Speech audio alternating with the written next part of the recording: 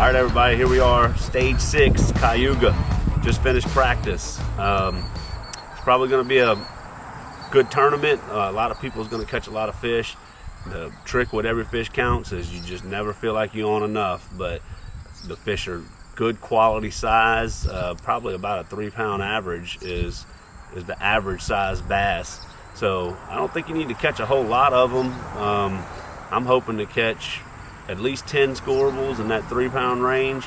I'm catching them between 2.5 and 4 pounds. So I'm mostly going around cranking outside grass lines in about 15 foot of water. And I'm mostly throwing the Atlas 65 and the Nomad Atlas 80.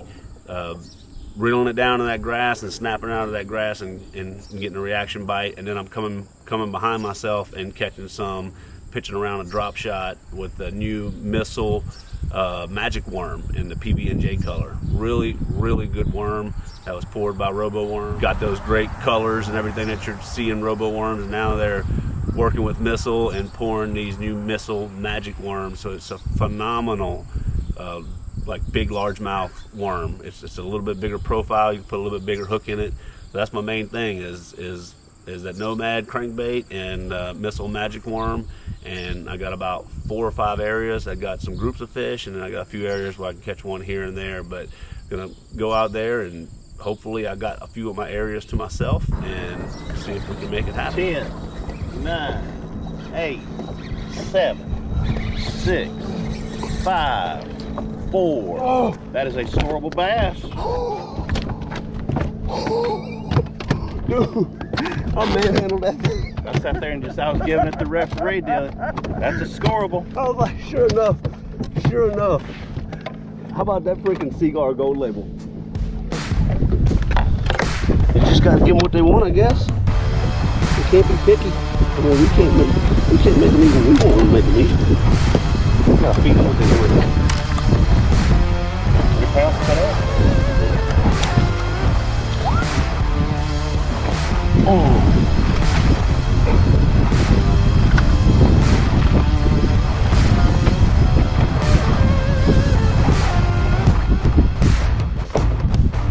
Missile, the new Missile worm.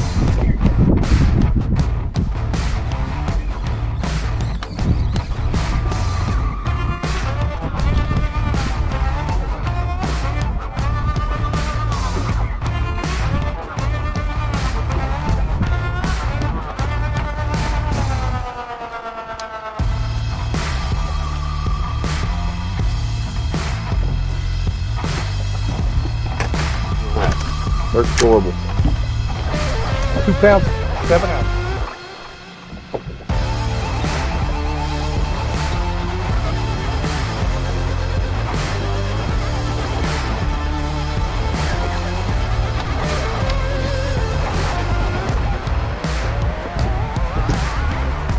Two pounds, 11 ounces. Hey everyone, I'm back home from Lake Cayuga. Man, that tournament was crazy. Based off my practice, I did exactly what I expected to do. I thought that I was going to catch somewhere around 35 to 40 pounds a day. And I thought that would be good enough to make the cut. I never felt like I was on enough fish because every time I would catch one, it was big. And ultimately, I ended up having almost a 4-pound average whenever it was all said and done. With the fish were a lot bigger. I did my math on my best 5. I had like 22 and some change the first day, and 21 or 22 pounds the second day. 5-fish tournament, I would have been in great shape, but I never got around those big groups of fish. I typically try to stay away from community holes, and I tend to fish by myself in different parts of the lake. I fish better that way usually. But in this situation, that was a bad call because the community holes just outfished anything else you could do. They're community holes for a reason over there. Those fish tend to go to certain places. And that was my first time on Cayuga. I didn't know where those places were. And a lot of these guys did. So they landed on the big groups of fish, and I just couldn't hang with those big groups of fish. But I did catch a lot of big fish. I would say the fish that I was on would be competitive in any 5-fish local tournament, BFL, any local in that you would have that's not a every fish counts format. I think this pattern that I was fishing would be valuable to you to go and possibly win a tournament on that lake.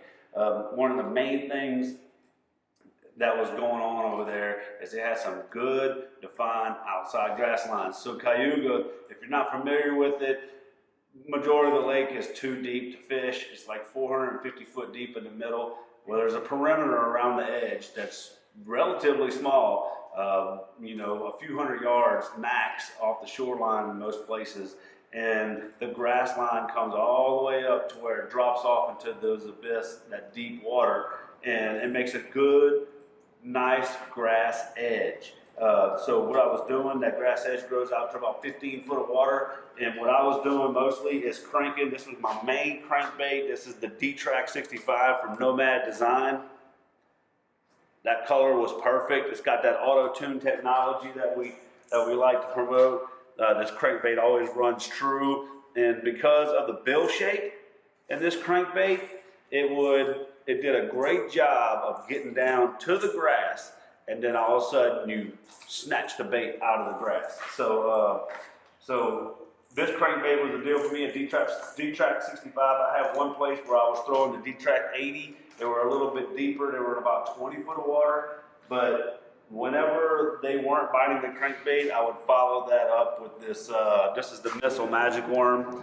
This is some of the baits that I just picked up out of the bottom of the boat. They're all chewed up. I have one pack of these. This is the pack. I had one package of these. These were PB&J. They're poured by RoboWorm, and Missile Baits is the one who designed them. So great colors and everything, but I was able to catch almost half of my scoreable bass on one pack of worms. I just kept biting the head and putting a little bit bigger hook in it and just pitching this thing around until one would eat it and looking at stuff on my active target. So 1-2 punch, the Missile Magic Worm and the D-Trak, and you just cover water. When you find fish with this, you catch the ones that'll eat the crankbait, and then you go around and pitch this magic worm around, and it's hard to beat that combination with Cayuga.